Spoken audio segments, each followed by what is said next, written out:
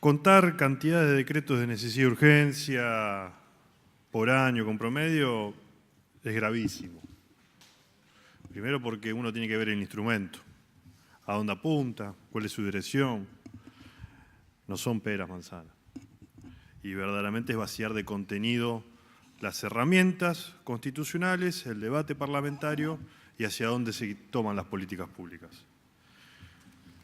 En el debate del 2006, adhiriendo 100% a la intervención de cada uno de los integrantes del bloque justicialista Argentina Federal, de la senadora Fernández Sagasti y por supuesto del diputado Máximo Kirchner de recién, para no volver a repetir esas cuestiones, pero sí tomar algunas cosas que a lo mejor utilizaron o están en el sentido filosófico de la toma de decisión del gobierno para poder firmar estos decretos de necesidad y urgencia. Leo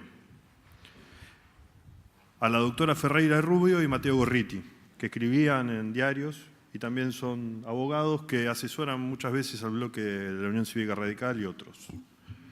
El uso de los DNU solo se justifica en caso de que el país exista una situación de crisis extrema. No creo que estemos en ninguna situación de crisis extrema. Recordemos, el presidente de la Nación estaba de vacaciones. La necesidad de abordar un tema resistido por la ciudadanía. Evidentemente, cuando quisieron sacar el ajuste previsional y la reforma previsional, diciendo que lo iban a hacer por DNU, era porque era muy resistido por la ciudadanía. Así se ha manifestado legítimamente. Pero les cayeron las piedras del ajuste al corazón, a la cabeza y a las economías de cada una de las familias por las decisiones que han tomado. O un Congreso cerrado, el cual no estaba cerrado, estábamos en sesiones extraordinarias, estamos sesionando en la actualidad, o con una minoría oficialista. Si esas son las argumentaciones para poder justificar que hay excepcionalidad, que hay necesidad, que hay urgencia, tratando de buscar cuestiones amplias para poder argumentar la modificación de 140 leyes en 22 capítulos y la derogación de 19.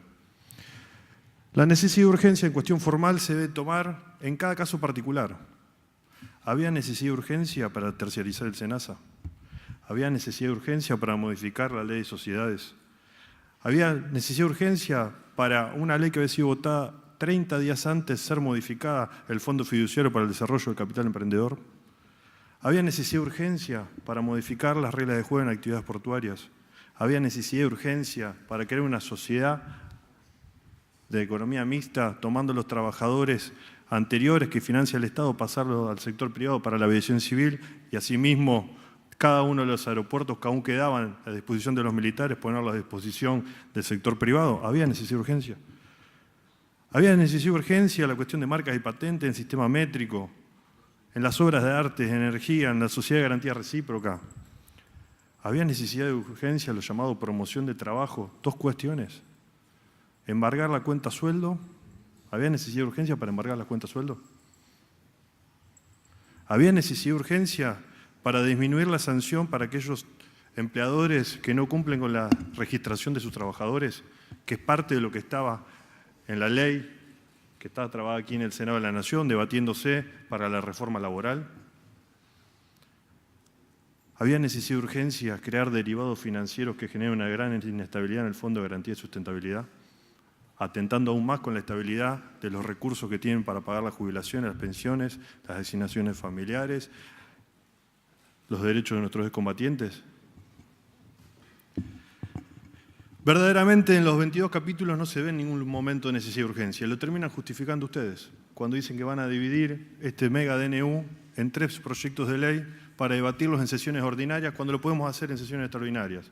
Lo hicimos hasta el 27 de diciembre, lo podíamos hacer en enero, lo pudimos haber hecho ahora también en febrero, pero ustedes han decidido hacerlo después del 1 de marzo. Pero mientras tanto, este decreto de necesidad de urgencia, completamente inválido, le están dando derechos adquiridos a muchísimos que después, como sucedió con los decretos de necesidad de urgencia vinculados con el ANSES de la época de la Rúa, generaron una catarata de juicios y de quita de derechos. Brutal quita de derechos y catarata de juicios.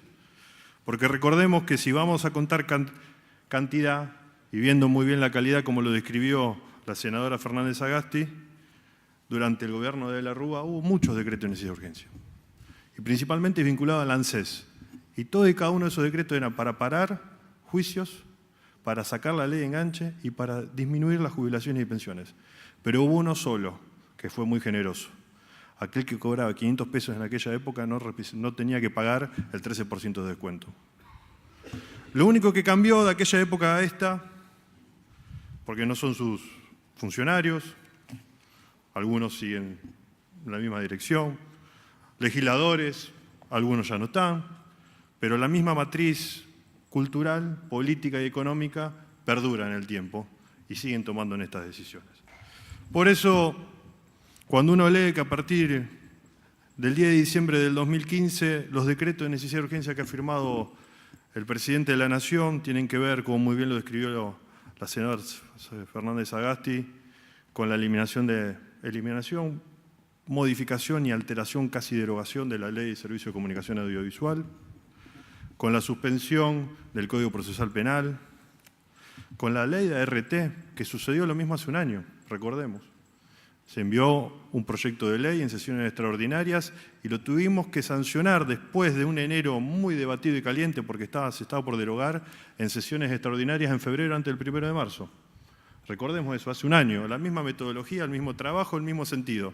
Atentar con los derechos de los trabajadores y generar una sola garantía. ¿Se acuerdan cuál era la necesidad y urgencia de la ley de ART? Que en marzo las aseguradoras de riesgo de trabajo tenían que presentar sus balances ante la Bolsa de Comercio. Entonces, como eran balances muy deficitarios, iba a generar una gran crisis financiera, teníamos que aprobarlo en sesiones extraordinarias y por eso se hizo por DNU. Siempre hay necesidad y urgencia para sacarle derecho al trabajador y darle estabilidad al sector financiero. Tasa de interés, deuda, offshore, sociedades simplificadas, y los trabajadores pierden, no le alcanza la plata y nunca hay una necesidad de urgencia. No hay una sola ley, ni decreto que beneficie a un trabajador o a un argentino que siempre está desde el lado del opresor cuando ustedes lo están oprimiendo. Lo están exprimiendo. Están exprimiendo la economía de cada familia argentina con las decisiones que están tomando y han generado una gran lluvia ácida que es la deuda externa y la deuda interna que va a ser muy difícil de salir. Presidente, nosotros, junto con el resto de los bloques, vamos a firmar un dictamen declarando la invalidez. Creemos que no solo es inválido, además de ser inconstitucional, porque viola las cuestiones de forma, sino hay muchísimas cuestiones de fondo que cuando se trata en el Congreso de la Nación, como algunos legisladores han dicho, no van a pasar. Y esperemos que así sea. Pero también si queremos dar un salto de calidad institucional y traer el futuro al presente y tener en cuenta lo que pasó en el pasado, en lugar de chicanear, decir, hacer, y traer ese futuro al presente, pensemos cómo queremos estar el día de mañana. Si queremos que el día de mañana la hipocresía de un cambio de criterio o la situación de nuestros jubilados, pensionados, trabajadores activos, niños, niñas, adolescentes, de todos los argentinos en un proyecto de desarrollo, es el de la especulación financiera, sigan por este camino. Pero si en el día de mañana, en el futuro, pensamos que industria, ciencia, tecnología, educación, salud, seguridad y sobre todo calidad institucional está en el camino, reveamos esta situación. Por eso mismo nosotros vamos a presentar el dictamen declarando la invalidez y vamos a trabajar para que tanto el Senado y la Cámara de Diputados de la Nación hagan lo mismo en esta sintonía. Muchas gracias, presidente. Gracias, diputado. Para cerrar, tiene la palabra el diputado.